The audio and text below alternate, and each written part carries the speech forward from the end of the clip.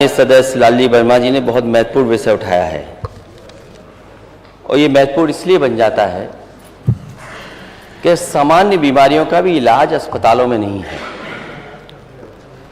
और जिस तरह की सूचनाएं हर दिन मिलती हैं और अस्पतालों की जो तस्वीरें देखने को अखबार में मिलती हैं, बड़ा दुख होता है कि जो सरकार ये दावा करती हो कि डबल इंजन की सरकार है और सब व्यवस्थाएं पहले से बेहतर हो गई हैं और केवल लखनऊ नहीं, दिल्ली और बड़े बड़े महानगरों में भी ये बड़े बड़े प्रचार के होर्डिंग लगे हैं कि इतने हमने मेडिकल कॉलेज बना दिए हैं। अगर सूचनाएं जो मिल रही हैं और डेंगू जैसी बीमारी का जो सरकार इलाज ना करा पा रही हो, वो सपना देख रही है $1 ट्रिलियन इकोनॉमी का, और डेंगू सामान्य बीमारी है कि ऐसी है बीमारी जिसका इलाज नहीं है, ये तो सरकार बताएगी। लेकिन जो सूचनाएं आई हैं, क्या दुख नहीं होता कि आपकी पार्टी के नेता, पूर्व सांसद, उनके बेटे को हॉस्पिटल में एडमिशन ही नहीं हुआ, वो एक अस्पताल से दूसरे अस्पताल और दूसरे अस्पताल के बाद सबसे प्रीमियर हॉस्पिटल या सबसे प्रेस्टिजियस इंस्टीट्यूशन में गए और स्ट्रेचर पे पड़ा रहा उनका बेटा, उसकी जान चली गई। अध्यक्ष महोदय, सरकार ने क्या किया? सरकार अगर जिम्मेदारी समझती तो क्या माननीय सदस्यों की कमेटी नहीं बन सकती थी? जो यहां माननीय सदस्य जीते हुए लोग हैं, ये जो सदन में बैठे, क्या इनकी कमेटी बनकर के नहीं देख सकती थी? यही नहीं, एम्बुलेंस का इंतजार करिए। आप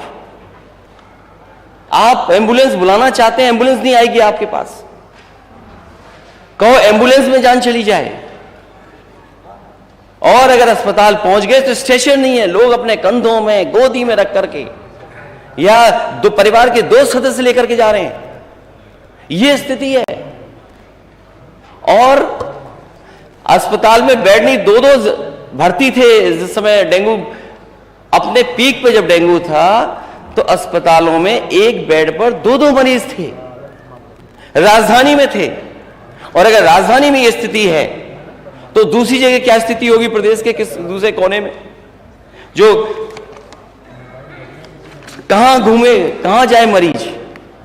सरकार बताए कि अगर डेंगू है तो सरकारी अस्पताल में इलाज क्यों नहीं मिला, और सरकारी अस्पताल से अगर वो प्राइवेट हॉस्पिटल में चला गया तो अनाप शनाप पैसे लेना, कोड में दवा दे देना, उसका लाखों खर्च करा देना, उसके बाद भी नहीं जान बच रही है।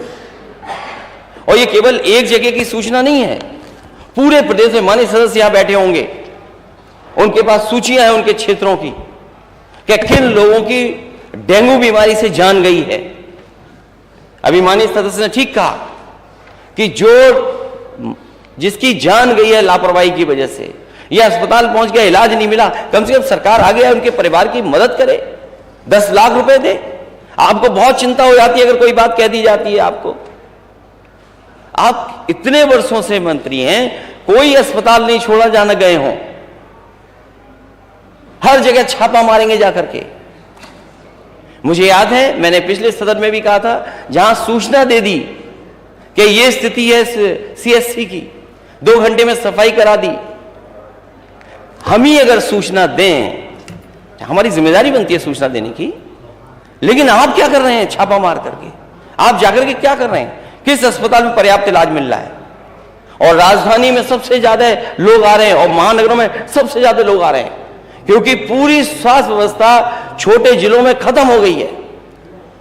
आप यहां का पीजीआई उठा लीजिए, आप लोहिया इंस्टीट्यूट उठा लीजिए, बलरामपुर हॉस्पिटल उठा लीजिए, सिविल हॉस्पिटल उठा लीजिए, और इसके साथ साथ जो प्राइवेट संस्थान है, जब सरकारी अस्पताल में इलाज नहीं है तो मजबूरी में गरीब प्राइवेट में जा रहा है, और प्राइवेट में जाकर के उसके साथ लूट हो रही है। इतनी लूट स्वास्थ्य विभाग के नाकामी की वजह से कभी गरीबों की नहीं हुई जो इस सरकार में हो रही है। चलिए होगी बात। आ गया विषय, सूची तो पढ़ लेने दीजिए अध्यक्ष महोदय। तो दे दीजिए। कोई अस्पताल बचा हो जहां जाने न जा गई हो। मैं जानता हूं जब स्वास्थ्य मंत्री जी खड़े होंगे तो क्या बोलेंगे, क्योंकि आपने अपना दिखा दिया। अभी बिजली मंत्री जी से सवाल था, आप बिजली मंत्री को भूल करके आप अपने स्वास्थ्य की बात करते, लेकिन बिजली मंत्री जी के बारे में बोल रहे थे आप। ये लंबी सूची है। मैं तो माननीय सदस्यों से कहूंगा कि अपनी अपनी सूची मुझे दें, जिससे हम आपके माध्यम से सरकार तक पहुंचा दें जिन लोगों की जान गई है।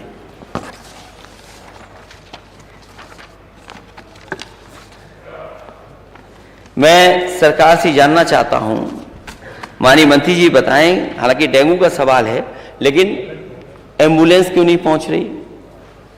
अस्पताल में पहुंच जाए तो स्टेशन नहीं मिल रही, एडमिट हो जाए जैसे तैसे कई चक्कर काट करके जांचें करा करके तो बिस्तर नहीं मिल रहा, बिस्तर पे इलाज कराना पड़ रहा है उसको, एक ही बिस्तर पे 2 लोगों को।